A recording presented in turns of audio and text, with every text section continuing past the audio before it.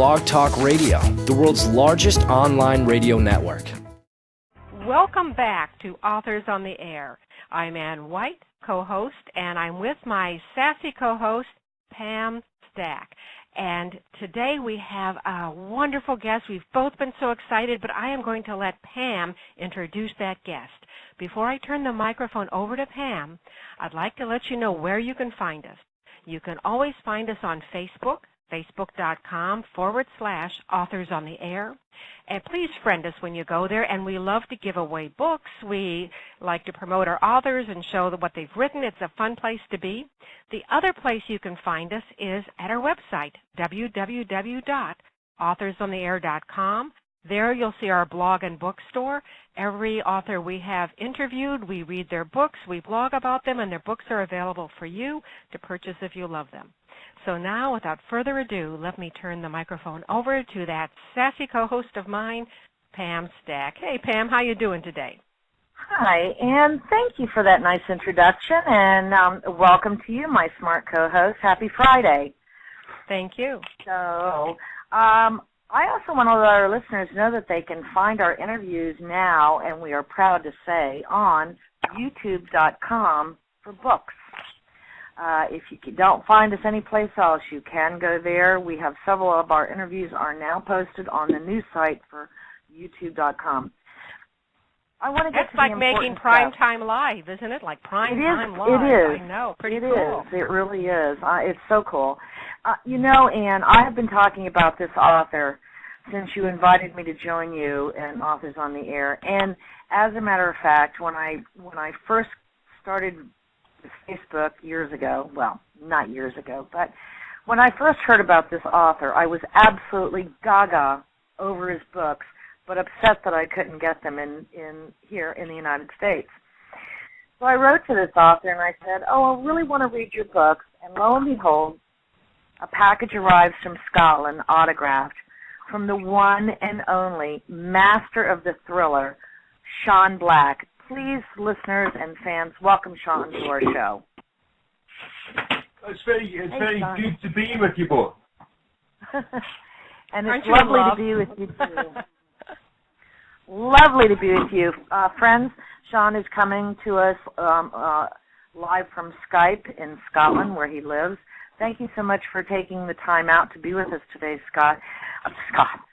Sorry, Sean. I don't know what I'm talking about. I'm reading. That's what I'm doing. Let's talk about your... Have you been drinking? I have. Coffee. I have. I'm just reading Scotland in front of me.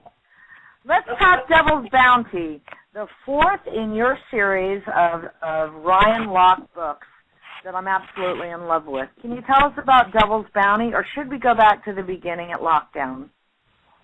Well, maybe it might be worth mentioning, because I know a lot of your listeners are in the United States, and you said, the books weren't available in the US, and it's probably worth mentioning that what I'm doing is a little bit of the background is that I'm traditionally published in the UK by Bantam Transworld, who are part of Random House, but when I sold the first book, Lockdown, and that I was very fortunate that I sold at auction, and I had a choice of publishers, which doesn't happen very often. Bantam Transworld bought world rights in the series, but just because of the timing, I actually sold at auction in the week that Lehman Brothers went bust. When they went out with the books in the US, they couldn't find the US publisher. But what they've done since is they reverted the rights in the series to me. So now I'm kind of rolling out the books via kind of ebook on Amazon, Kindle, Barnes & Noble, Nook, and I'm also putting together print-on-demand versions for people in the US, so that readers over there can get hold of them. So if I don't want to plug too early, but if you're looking for the books, you can they are available. This is an amazing story. I have not come across this story of yours. You had 4 publishers bidding for the rights to publish your first book. And as far as the book world is concerned, the book world, not entertainment in general, you were a relative unknown in the book world. How did this incredible thing happen to you? It's very unusual in this day and age when even established authors were trying to get on with established traditional publishing houses. How did you come to have 4 houses bidding for your book? Well, I mean, the background to it was that I started out writing television, and I wrote television for about 10 years in the UK. A lot of primetime shows. I had sole credit on about 70 episodes, and so it wasn't like I was a new writer. People in publishing and media and television, they love the story of the overnight success. Right. And in truth, there are very, very few people that are an overnight success. When you dig a little bit deeper, you've usually found they've had, a lot of rejection. And before I broke into TV, I was probably trying to break into screenwriting for about 10 years before I got my initial break. Then did TV, got a little bit tired of it, and what happened was I became very interested. The main character in the book, or the main 2 characters in the book, RyanLock and Ty Johnson, work in high-end private security. And I just kind of, around the time of Afghanistan and us going into Iraq, the Western countries invading Iraq, I became very aware of this whole kind of privatization of security. And so I think I was probably having a little bit of a midlife crisis, and rather than buy a sports car, and I don't have a secretary, so I couldn't change my secretary, and I don't think my wife would have approved of that either. So I enrolled on a 3.5-week bodyguard training course to research a television pilot about this world. And I didn't know anything about this world at all. I'd never met anyone of these guys, these very high-end security operatives. And I wrote the TV pilot and couldn't get it commissioned. No one was interested. And I thought, well, I'd always had it in my head that I wanted to write a novel. And I thought, I've got this great material. I've discovered this world that I don't think had really been explored in any great depth. And so I sat down and I wrote the book that would become Lockdown.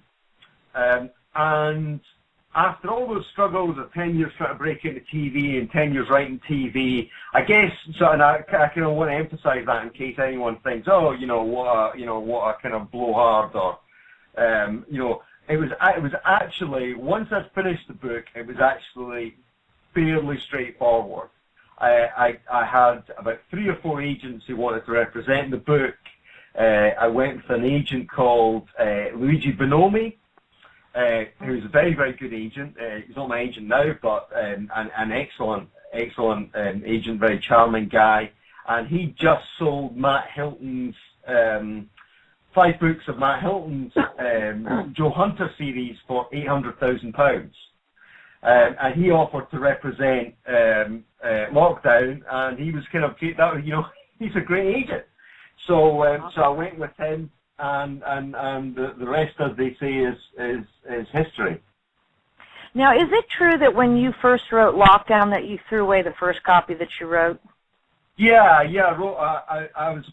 wrote like an 80,000 word first draft, and around about the first 40,000 words, I kind of looked at it and I thought, ooh, this doesn't work. This is going to go. But I made the decision to finish it. And there's a couple of things to say about that. One is, every book I've written now, at the you start out, I'm sure you've heard this from so many authors. When you start out, you have this kind of idealized vision of what the book is going to be, and you think, this is going to be the best thriller ever. This is going to redefine the genre, blah, blah, blah. And then you get about halfway through and you think, I'm writing the biggest piece of rubbish. This is horrible, But the trick is, it's called a first draft for a reason. So the trick is to like just kind of tuck away that person that always tells you, you know, and I'm always suspicious of writers that, you know, every sentence they think is like pure gold delivered from the. Right. I never trust writers that kind of think that stuff, because you know I think you're never as good as you think you are when you're kind of fooling yourself, and you're never as bad as you are when you're kind of down on the manuscript. Usually the truth is kind of somewhere in the middle there. So previously I'd started a few books and maybe done 10,000 words and got discouraged or got a nice, you know, big fat commission from TV and got distracted, but I thought this time I'm going to finish it, because you learn how to do something by seeing it through to the end. That's how you learn. You know, that's how you learn the process. So I threw out the first draft, and I'd stopped writing for TV, and now I realized, oh no, we don't have very much money left, and so I wrote the second draft in like 4 months. But I knew who my characters were, and I knew what the story was at that point. So it worked out. By the way, I don't recommend it as a working method. But it worked for you. Well, you know, it worked because the thing is, I have to tell you, if that book hadn't have sold, that was it. I was just going to go back to writing TV. I wasn't going to write more. Yeah, you know, because I was giving it one shot. I mean, I say that, you know, maybe in 5 years' time I would have come back and had another go. But I just thought, you know, and I've tried to do this with every single book. I always say I try and write the best book I'm capable of writing at the time. You know, like, you know, some people love them, some people like them, some people it's not to their taste. But the most, you know, it's a bit like an athlete. You know when they say, you know, you leave your game on the court? Right. I try my game on the court. I don't want to come, you know, finish a book and look back and think, you know, I could have, you know, I mean, I do think I could all have done better. But I try and give it my best shot, because then if you give someone your best shot, you're insulated.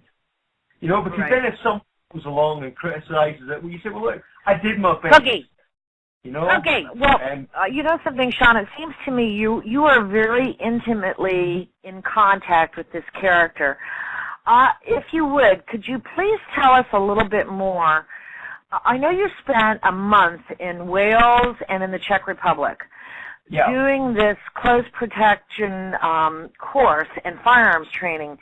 Yeah. What in the world possessed you not only to do this type of thing, because I'm sure this is not like going to the local, you know, fitness club and doing boot camp, and you went also to Pelican Bay Supermax. For those listeners and fans who don't know, Pelican Bay Supermax in California is the absolute end of the line for the worst of the incarcerated. Yet Sean went to these places. When you do research, man, you do research. So tell us whatever possessed you to do this, and would you do it again? I would do the bodyguard training course again in a heartbeat, because it was just so much fun. It was so much fun.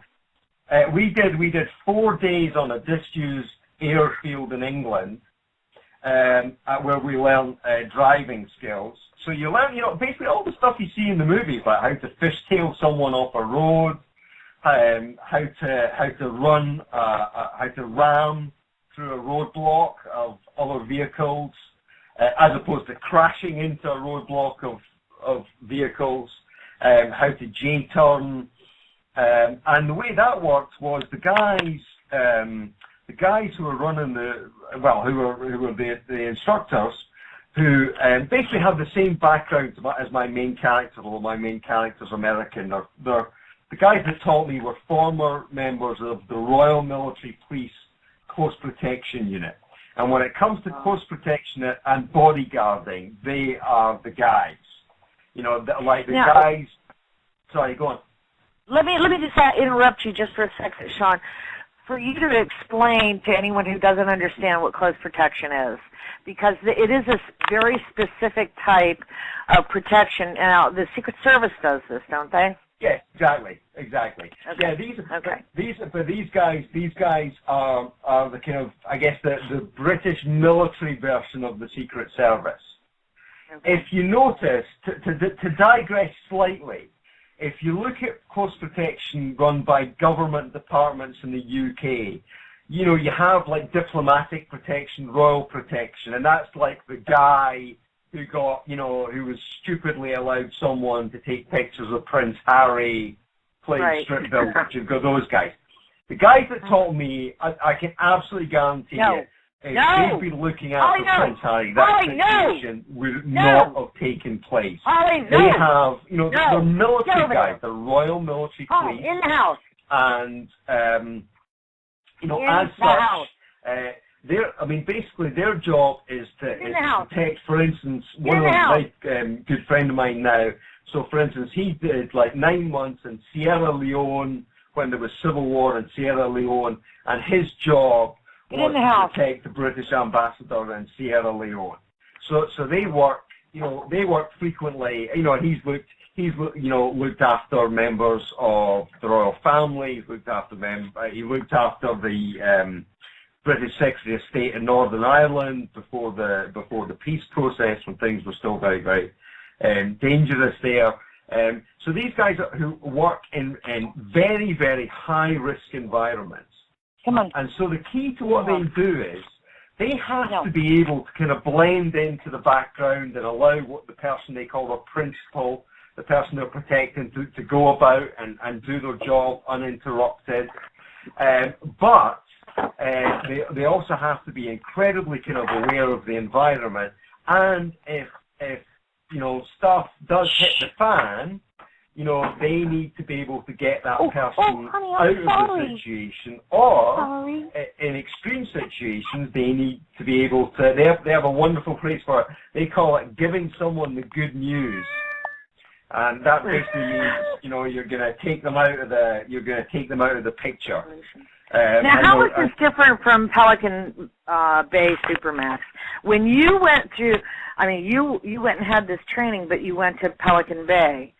So can you briefly just tell us about that experience? And then I think Anne has some questions she wants to ask you about your first book, Lockdown. Oh, perfect. Okay. The bodyguard training was kind of was before I planned on writing the first book. So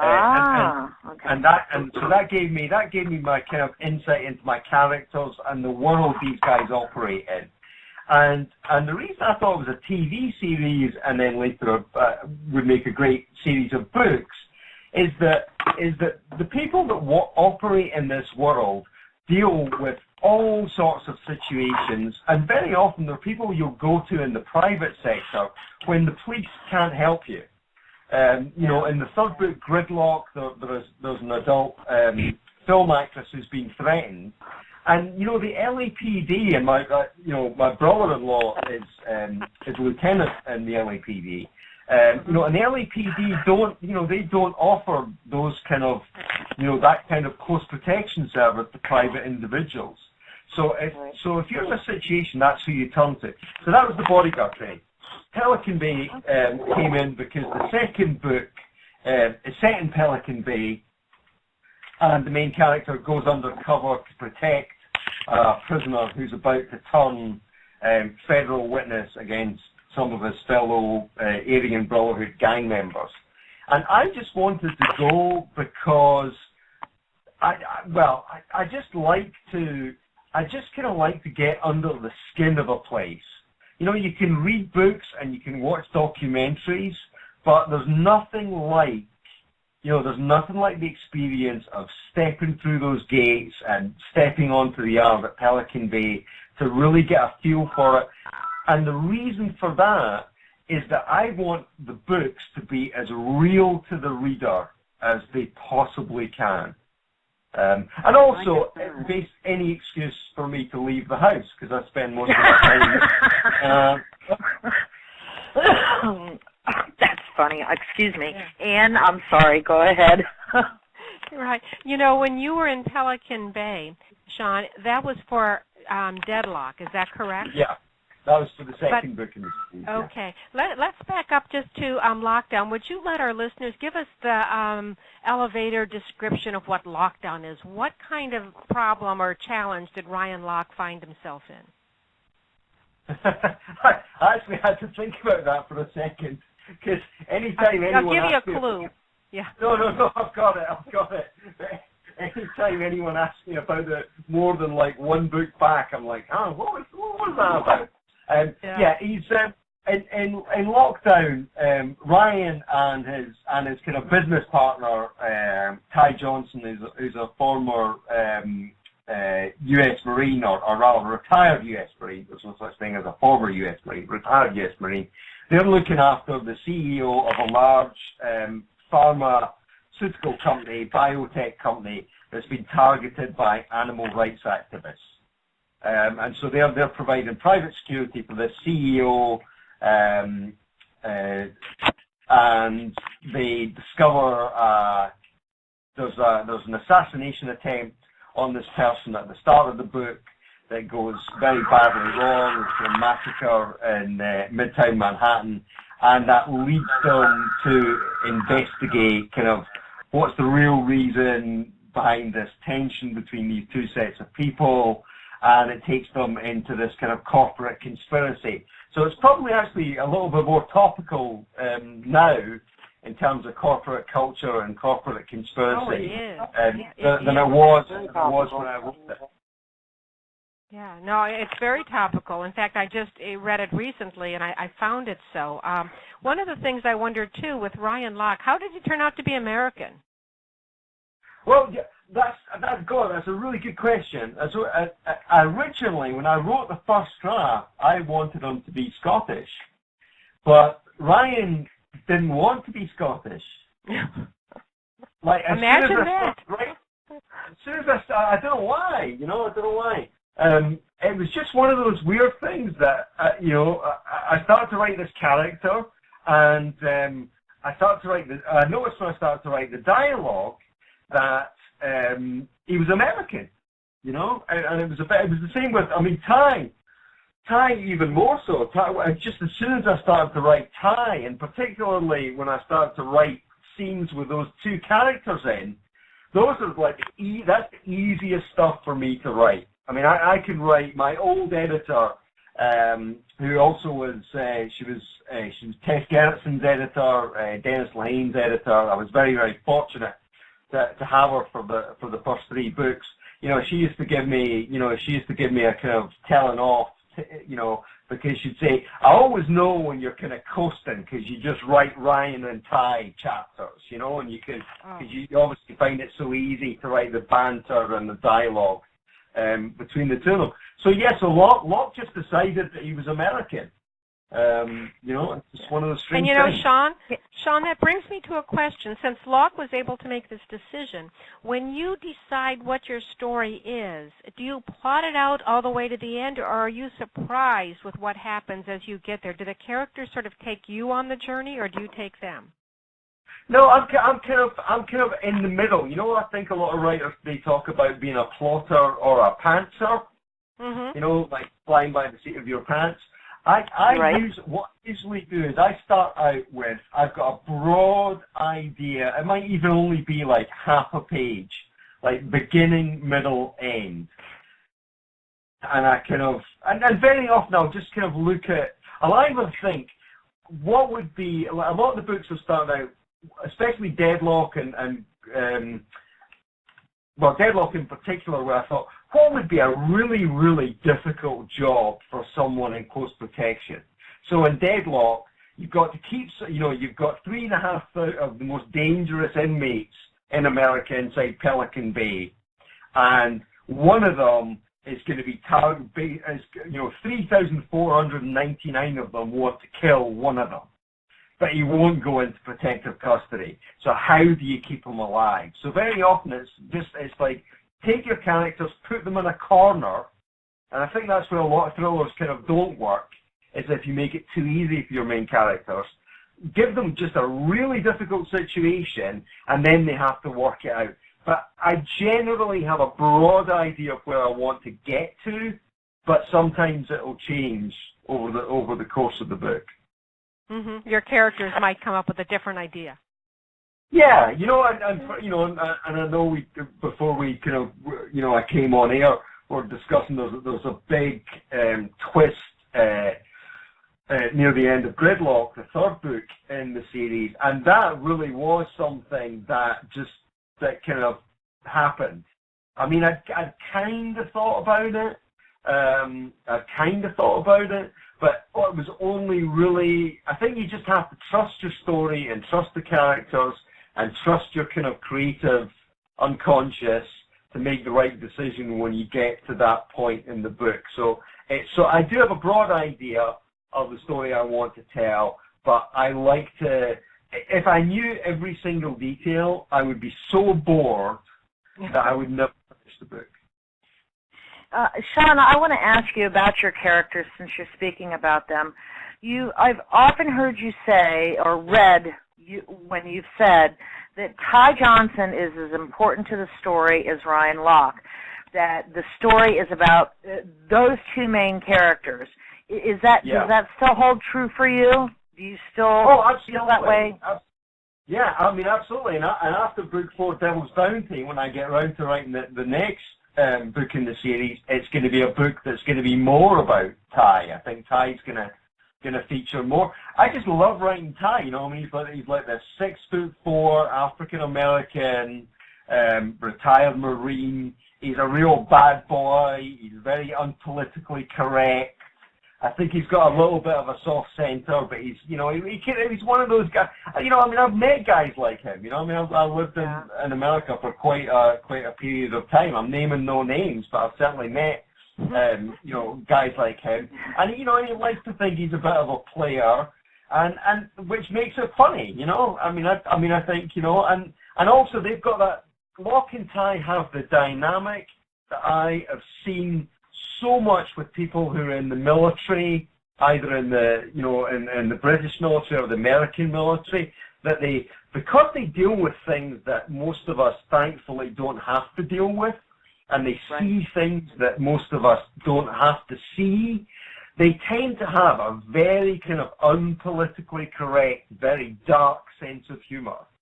A lot of people, if it was anyone else that said these things, you would get a little bit upset. But you understand that's how they get. That's how they get. I see them as a hardcore Spencer and Hawk. A Spencer for hire and his sidekick Hawk. Except Hawk to me was a very, very interesting character. I think he was more dimensional. Let me just ask you if you've ever thought about this. If you were to turn this into a screenplay, can you visualize who you'd want as your two lead characters? I get asked that question quite a lot. Do you? Well, we brought last year we brought on board, I guess, the biggest agency in Hollywood, Creative Artists Agency, came on board to try and help the other people that represent the rights to get some kind of film or potentially TV interest. And the actor we had in mind to play RyanLock was Gerard Butler, and indeed Jerry's agent read it and his manager read it and they both loved it, but we really couldn't get an answer from Gerard whether he was interested in playing the role, and I think I found out subsequently being in rehab, so that might have explained that. So yeah, I mean, it's the question I get more than any other question, I guess, because you'll find the books very, very visual. So I get asked a lot about the film and TV adaptation. I think he would do a good job. I think there's a few actors that would do a good job. Yeah, it's interesting that you said that people find the book very visual. When I read the books, and I've read all 4 of them, and I read them as soon as I got hold of them. I have a movie going on in my head all the time when I read your books. So I understand that completely, and yet I know that you're fond of Gerard Butler. You've mentioned him before in some of your posts, but yes, you have. Guys, we have to try and keep each other employed. There you go. What I like, though, and this is something that you kind of touched on about Gridlock, is there is a huge change in the character landscape in that book, and I'm very pleased that, and I hope that our listeners and your fans understand that you are not afraid to take chances with your characters, and that's really something I noticed that separates you from a lot of other authors who have serialized type books. You're not afraid to take a chance. I want to read a little bit from something I read about you, that that you are considered, and let me say this quote, that you are considered the best-selling debut author in the UK with Lockdown. So I kudos to you on that, and you've been compared to Brad Thor, Brett Battles, Lee Child especially, and Tom Kane. So for those who have not read your books, please understand how important this gentleman here we're talking to is. Before we go on to Gridlock. Could you tell my wife that? I shall. Not that it'll do any good. We generally don't care about all that stuff, unless you're like Ann and I and we love books. It doesn't matter. We can say it all we want. She doesn't care. I do want to ask a little bit about your background, though, maybe some things that people don't know.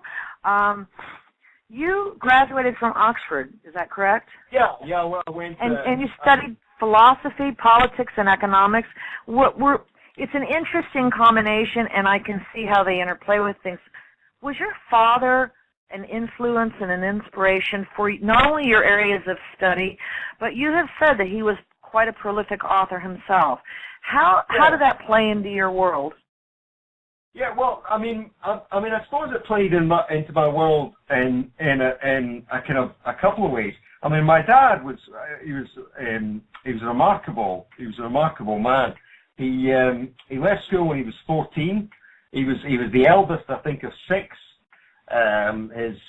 He lost a sister to tuberculosis when people were still dying from tuberculosis. He himself had tuberculosis. Left school at 14, worked as a labourer, was involved with the trade union movement in Scotland, and ended up getting a scholarship to go to Oxford, to a college called Ruskin, which mainly caters to people who come from working class backgrounds, and then went on to do his PhD and became a kind of very prolific and well-regarded academic and historian. Taught history at Stirling University, and so I suppose that there was a couple of things that fed in. One was, and I think this is so important for kids, I grew up in a house with books and where ideas were discussed. And I think that's the greatest gift you can give to any child. Because then it doesn't have to be books in the house, but a library card, or because then it doesn't matter who you are or what your background is. If you've got a library card or you have access to books, you have access to the world. Yes, you do. So that was very important. And then I guess the other thing was some of my earliest memories. My dad used to write his history books on a manual typewriter, if we can remember those days.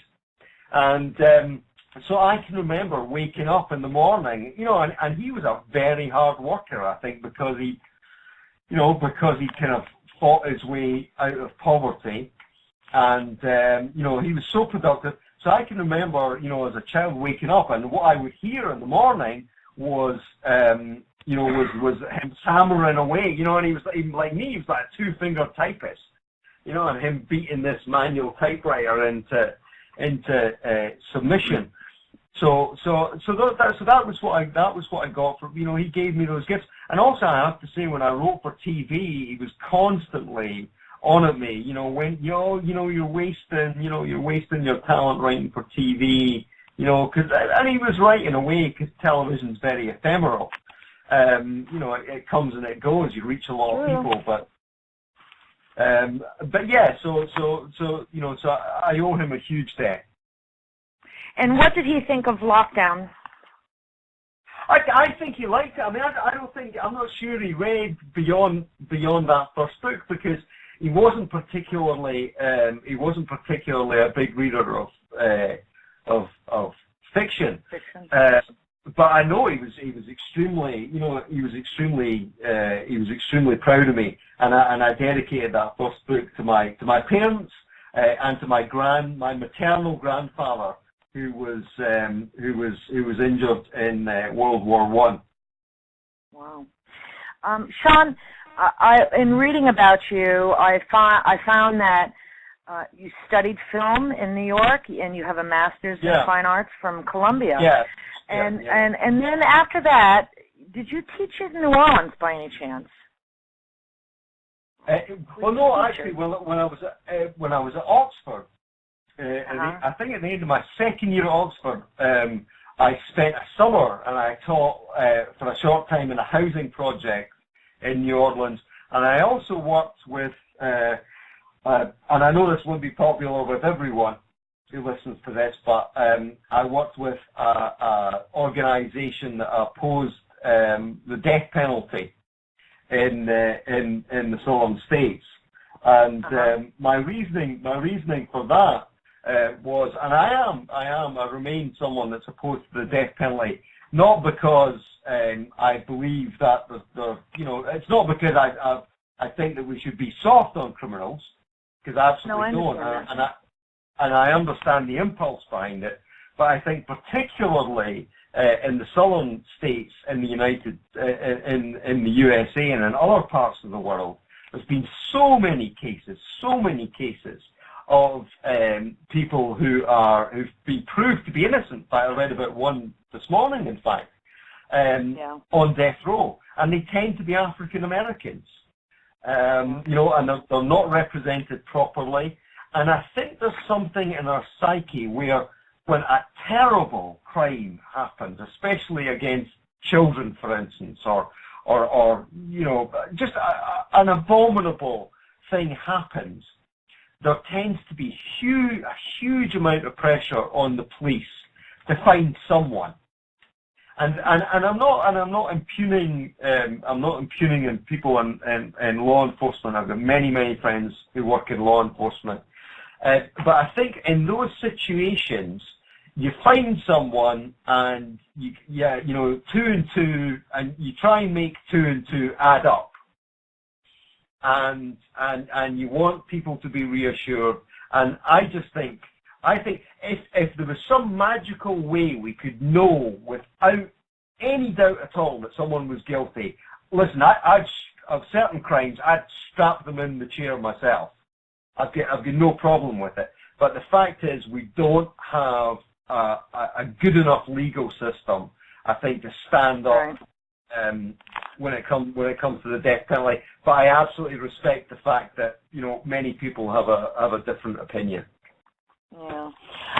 Let's go back to your books. Let's talk a little bit about Gridlock and the premise of that book, and then on to Devil's Bounty, and then you have a book that is kind of out of the ordinary that I think that our listeners and your fans might be interested in. So that one. So let's talk about Gridlock and Devil's Bounty. Will you give us the premise for each of those and how one flows into the next, please? Sure. Yeah. Gridlock. The premise is very simple. It's actually not a million miles away from the movie The Bodyguard, in as much as the book opens with it's an adult film actress who is being stalked. People around her are dying. She finds a headless corpse in the trunk of her car, and so she recruits Lock and Tie to be her security. But the book kind of plays around with the idea that Lock and Tie aren't convinced that she's entirely innocent in all of this. So kind of as the bodies pile up, is she really a victim, or is there something more sinister at play?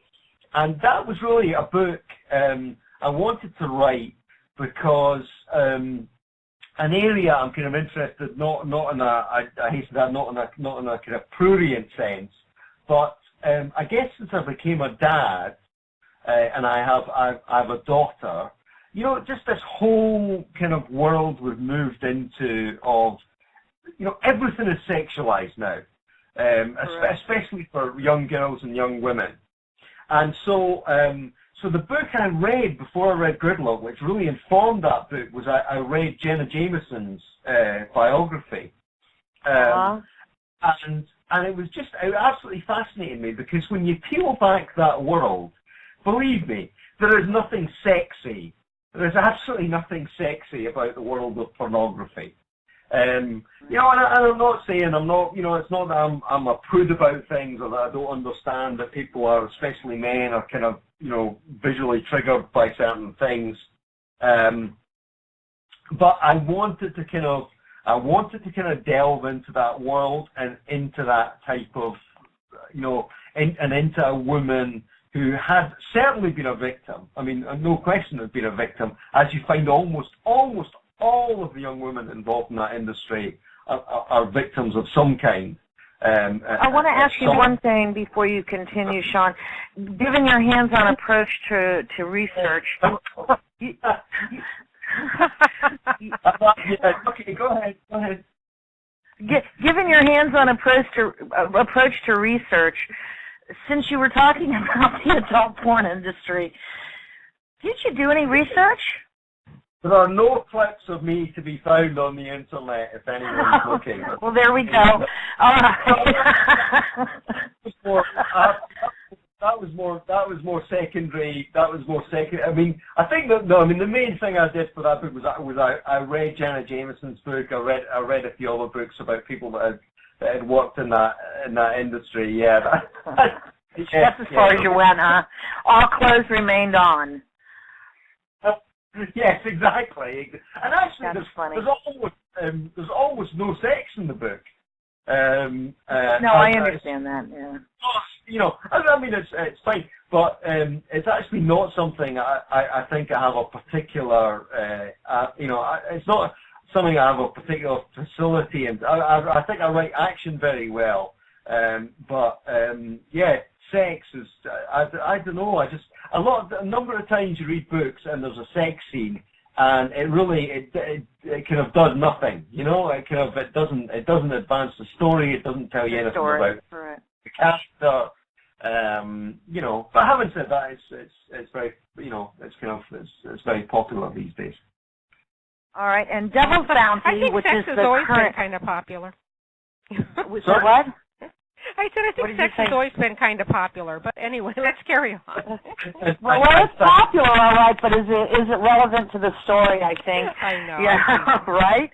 So then we come to the newest, I want to say, Ty and Ryan book, and that is called Devil's Bounty. Obviously, this is the first book of the 4 that does not have lock in the name. Yes. Tell us why, first of all. Well, I think it was having lock in the title, Lockdown, Deadlock, Gridlock, was just a little bit of branding.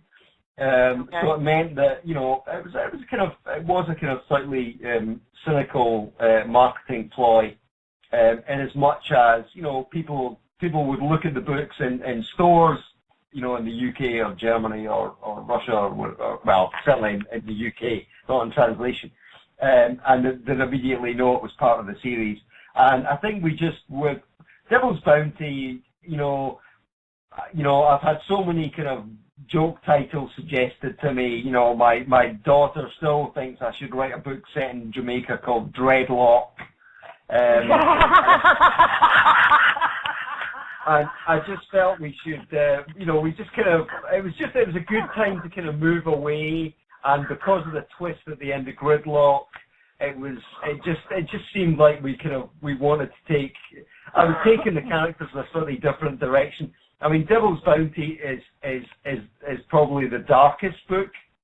It is very dark. Of the four, and but it's a continuation as well, because Devil's Bounty essentially is about a sexual predator from a very wealthy family in Santa Barbara who is arrested for a series of fairly heinous sexual crimes against young women, and jumps bail, flees to Mexico, where he's protected by a kind of fairly murderous drug cartel. But really, it was a continuation of the themes of Gridlock, because what Devil's Bounty was about violence against women and men's reaction to violence against women. Because so often it's a topic that's it's refracted, it's somehow seen, and I don't know why this is the case, it's seen as a women's issue. And I don't think it's a women's issue. I think actually, I mean, obviously it is a women's issue, but in terms of when you look at where a lot of this kind of violence stems from, a lot of it comes from, it comes from men's attitude. How do they regard women? How do they regard... It's a human issue. It's a human issue. Exactly. So I wanted to... So without getting preachy, and the books aren't preachy, I like to, I'm here to tell a story and to entertain someone, but I wanted to delve a little bit deeper into that kind of territory, because I think it's quite rich. I think it's quite rich. It is a well-written, very dark but very realistic story, and I have to encourage our listeners and your fans to immediately. Let me just share that these books can be read as standalones. You do not have to read them in order, but it is an extremely well-written book, probably my favorite among all of them. And thank you for writing that, Sean. As a victim advocate and a survivor of domestic violence, I can tell you that you hit the money. You hit the nail on the head there. Well, thank you. That means a lot. That means a lot. Thank you very much. Yeah. Now, you have a very interesting little book called 50 Shades. And I called A Million Shades of Green. 50 Shades of Green. Yeah. Let's talk about that one for a minute. Right, okay. I'm good. Right, okay. I better call my attorney into the room before we... No, it'll be fine. I've written a book called A Million Shades of Green, the real story behind 50 Shades of Grey. And I didn't set out, I wrote that and published this before 50 Shades of Grey was picked up by Random House, when that deal was just first being discussed, when 50 Shades of Grey kind of first, I think it was back in like February, March, when it started to get pressed. And I started to hear all this discussion about what was euphemistically termed the provenance of the book, the fact that it started out as fan fiction. And I just became kind of, I just thought, I didn't really know very much about fan fiction. And I started to do a little bit of digging, and I literally could not believe what I was reading. And I'm not talking, there's two things I want to be very clear about I'm not talking about. I'm not talking about the content of the book, and I'm not talking about the quality of the book.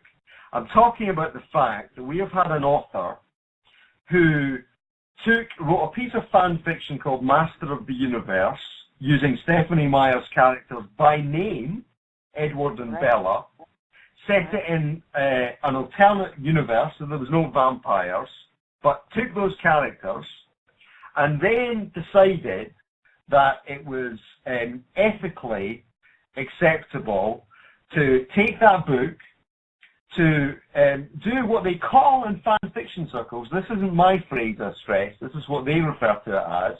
They refer to it as filing off the serial number, and what that means is changing those character names and a few other details, and then publishing that book for profit.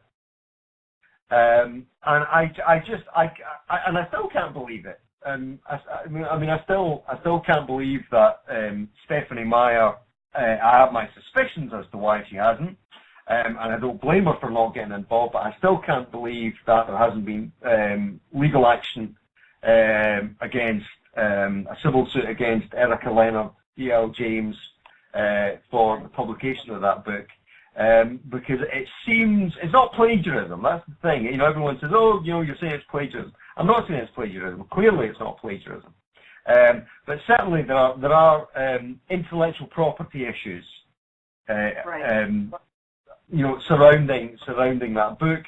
And since then, it's gone beyond that. It's gone beyond anything I could say about it, and it's become this phenomenon.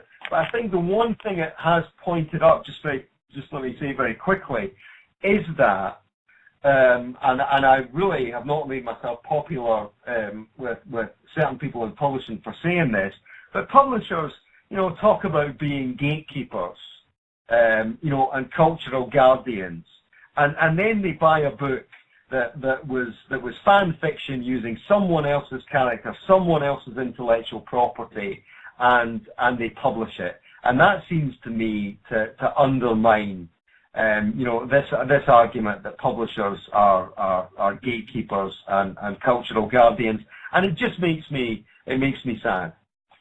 So do you have much your feedback on that motivation. book yet? Do you have much feedback on that book? Have you gotten comments or critiques? Yeah, I've had some. Actually, I've had some wonderfully unpleasant personal one-star reviews, which actually have probably sold more copies of that book off the back of those one-star reviews than anything else. So I always say to authors, the decision that I made and it's a very short ebook. I should also caution people. It's probably only about just under 8,000 words, but it goes into more detail than anyone, and certainly in the trade press, has bothered to do about the background to the book and the issues that have arisen from it. So yes, I've had some very positive feedback. I've had some very negative feedback. I have to say, it's sold very well, which has been nice. But the main thing was, I wanted to get that story out there. I don't think I did myself, in terms of publishing, I don't think I did myself any favors by talking about it or publishing the book. I'm sure there's a lot of people that wish I hadn't have done it. But I think it was important that, there's a lot of things going on in publishing at the moment, as we know. And I think it's important that, we discuss them. Well, Sean, feedback is feedback, and none of it is bad in the long run. At least one, you get a hint on what people are saying, and two, they're reading. They're reading, and so that's a good thing, regardless. I think it was very brave. I think you were very brave to do this. I love it. As do I. Yeah. How many languages are your books published in right now, Sean? Okay, well, we've just added one because we just sold. I think 2 weeks ago we did a deal with a publisher in Russia called XCOM, and they're going to publish the first 3 books. So so far they've been published in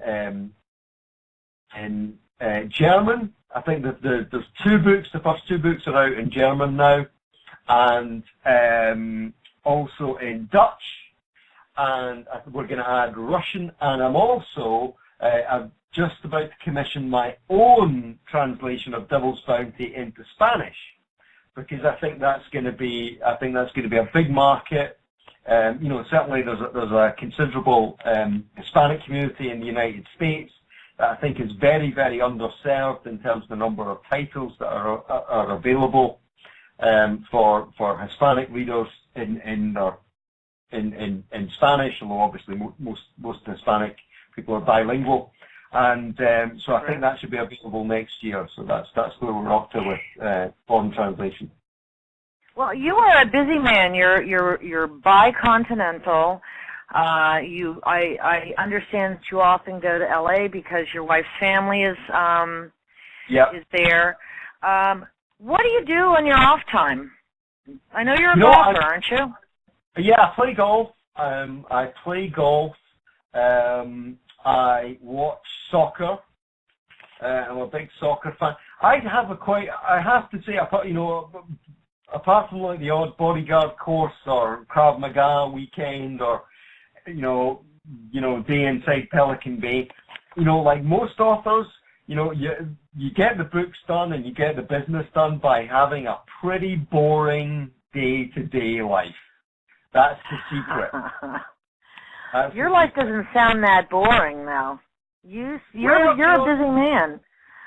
But I keep busy. But the main thing is, and I know that authors listening in will understand what I'm saying here. The main thing really is just every day, whether you like it or not, whether you feel like it or not, or it's going well or not, is to show up at your desk and put the hours in. It takes a lot of work to write a book that people can read quickly. Sean, I know that Devil's Bounty just came out, but as I'm sure most of your fans are, I am very anxious to know when the next Ty and Ryan book will be out. So am I. No plans, huh? You've got to write it. No, I do have plans. I already know what the book's going to be about. I already have a topic in mind without giving too much away.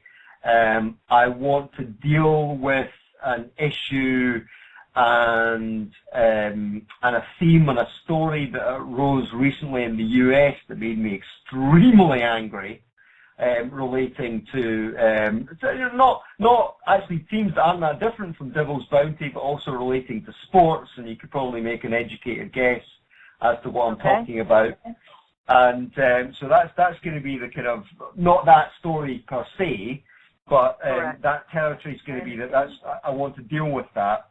But before I do that, I've been promising my agent for about 18 months now that I'm going to finish my new book, which is not going to feature Ryan and Ty, but is going to be in a similar vein. It's going to be a big thriller, probably much bigger than any book I've written since lockdown in terms of scope and landscape, set in the United States.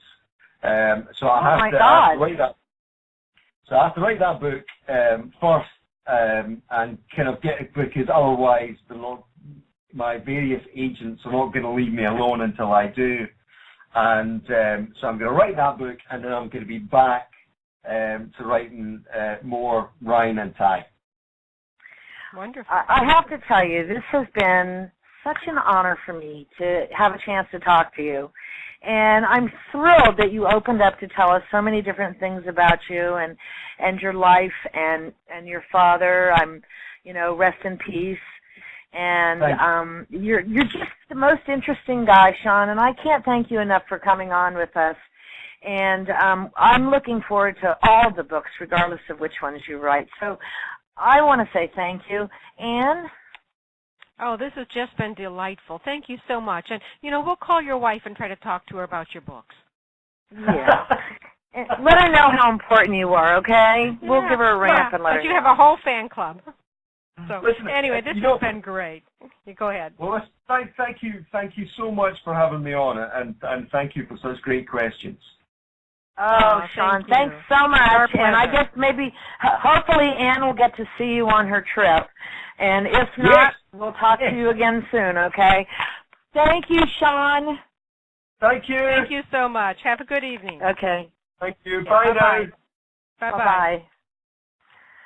Wow. So I can see why you're in love, Pam. I'm in love. First of all, I love the accent. Second of all, this man knows the true meaning of being a feminist and a humanist, and you can't beat that. And the bonus is that he writes such incredibly interesting books. They're so good. And thank you for letting me be the hog today, the interview hog, which you know, Sean is just about my favorite author right now, and I really appreciate you giving me that. I wish you well this weekend when you take off to go on your trip. We'll miss you. To Ireland. I will be in the same city with Sean. Yeah. I know you will. I know you will. We're going to try to meet up so I can get you a copy of his book, an autographed copy. So we'll see. There you go. Thank you so much, listeners and fans of Sean Black, for being with us this Friday, and we hope that this weekend. Pam, next Friday you have another special guest, Rachel Gibson. Right. Next Friday. Sorry. And we hope that you've enjoyed your time with us today and with Sean Black. Remember, on the weekend, curl up with a good book and maybe a companion animal and enjoy yourself, because after all, Ann and I are going to try to answer your burning question: who are these word warriors? Thank you, Ann. Thank you, everybody, and enjoy your weekend. We've really enjoyed this interview. We went a little longer than normal, but we were just having so much fun, we couldn't help ourselves. So take care, and we will talk to you later. Blog Talk Radio, where millions of hosts and listeners gather.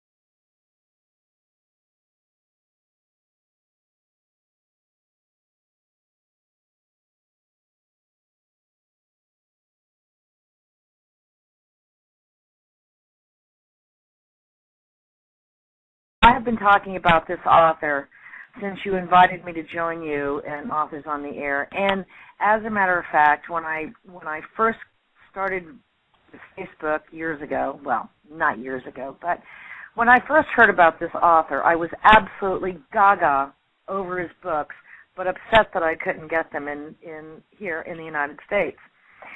So I wrote to this author and I said, I really want to read your books. And lo and behold, a package arrives from Scotland, autographed, from the one and only master of the thriller, Sean Black. Please, listeners and fans, welcome Sean to our show. It's very good to be with you both. And it's lovely to be with you, too. Lovely to be with you.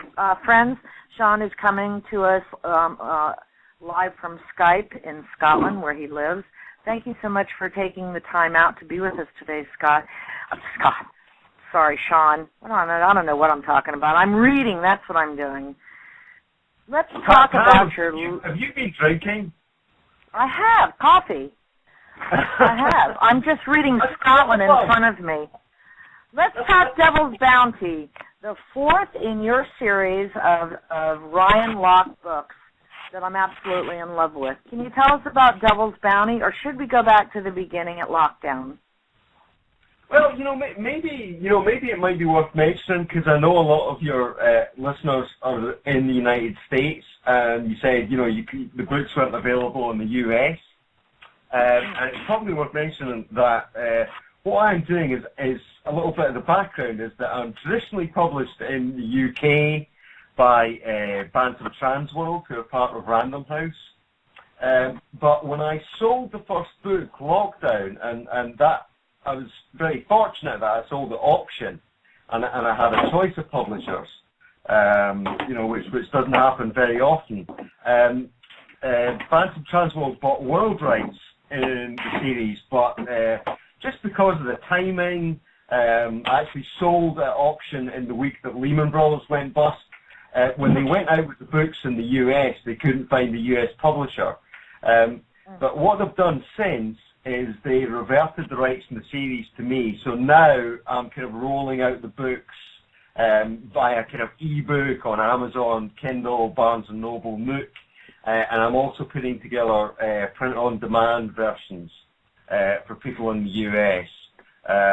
So that readers over there can get hold of them. So if I don't want to plug too early, But I think if you you're should. looking for the books, you can, they are available. This is an amazing story. I have not come across this story of yours. You had 4 publishers bidding for the rights to publish your first book. And as far as the book world is concerned, the book world, not entertainment in general, you were a relative unknown in the book world. How did this incredible thing happen to you? It's very unusual in this day and age when even established authors were trying to get on with established traditional publishing houses. How did you come to have 4 houses bidding for your book? Well, I mean, the background to it was that I started out writing television, and I wrote television for about 10 years in the UK. A lot of primetime shows. I had sole credit on about 70 episodes, and so it wasn't like I was a new writer. People in publishing and media and television, they love the story of the overnight success. And in truth, there are very, very few people that are an overnight success. When you dig a little bit deeper, you've usually found they've had, a lot of rejection. And before I broke into TV, I was probably trying to break into screenwriting for about 10 years before I got my initial break. Then did TV, got a little bit tired of it, and what happened was I became very interested. The main character in the book, or the main 2 characters in the book, RyanLock and Ty Johnson, work in high-end private security. And I just kind of, around the time of Afghanistan and us going into Iraq, the Western countries invading Iraq, I became very aware of this whole kind of privatization of security. And so I think I was probably having a little bit of a midlife crisis, and rather than buy a sports car, and I don't have a secretary, so I couldn't change my secretary, and I don't think my wife would have approved of that either. So I enrolled on a 3.5-week bodyguard training course to research a television pilot about this world. And I didn't know anything about this world at all. I'd never met anyone of these guys, these very high-end security operatives. And I wrote the TV pilot and couldn't get it commissioned. No one was interested. And I thought, well, I'd always had it in my head that I wanted to write a novel. And I thought, I've got this great material. I've discovered this world that I don't think had really been explored in any great depth. And so I sat down and I wrote the book that would become Lockdown. And after all those struggles of 10 years trying to break into TV and 10 years writing TV, I guess, and I kind of want to emphasize that in case anyone thinks, what a kind of blowhard, or, it was actually, once I finished the book, it was actually fairly straightforward. I had about 3 or 4 agents who wanted to represent the book. I went with an agent called Luigi Bonomi, who's a very, very good agent. He's not my agent now, but an excellent agent, very charming guy. And he just sold Matt Hilton's 5 books of Matt Hilton's Joe Hunter series for £800,000.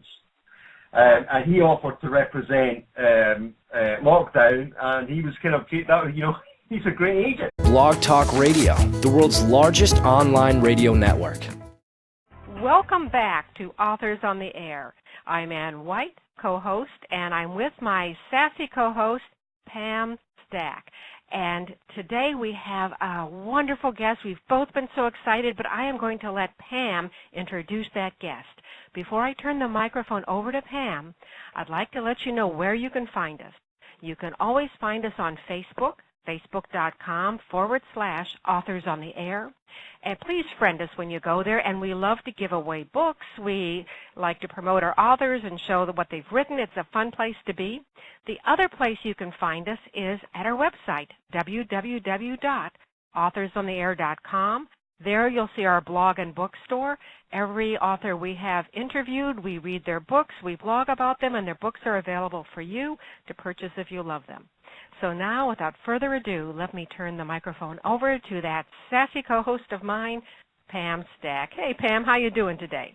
Hi, and thank you for that nice introduction, and welcome to you, my smart co-host. Happy Friday. Thank you. So, I also want to let our listeners know that they can find our interviews now, and we are proud to say, on youtube.com for books. If you don't find us anyplace else, you can go there. We have several of our interviews are now posted on the new site for youtube.com.